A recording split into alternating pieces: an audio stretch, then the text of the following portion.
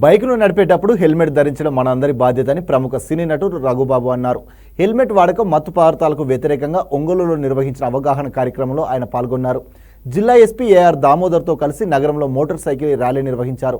అనంతరం ఒంగోలు మినీ స్టేడియంలో వివిధ కళాశాల విద్యార్థులకు హెల్మెట్ వినియోగం, ట్రాఫిక్ నిబంధనలు పాటించడం, డ్రగ్స్కు వ్యతిరేకంగా అవగాహన కల్పించారు. ప్రమాదం ఒక కుటుంబాన్ని చిన్నాభిన్నం చేస్తుందని, మనందరం తప్పనిసరిగా ట్రాఫిక్ నిబంధనలను పాటించాలని రఘుబాబు కోరారు. మత్తు పదార్థాలకు యువత దూరంగా ఉండాలని ప్రకాశం జిల్లా ఏఎస్పీ ఏఆర్ దామోదర్ సూచించారు.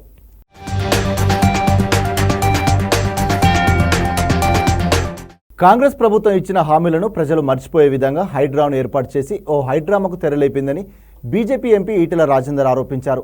హన్మకొండ జిల్లా కమలాపూర్ మండలంలో ఆయన పర్యటించారు.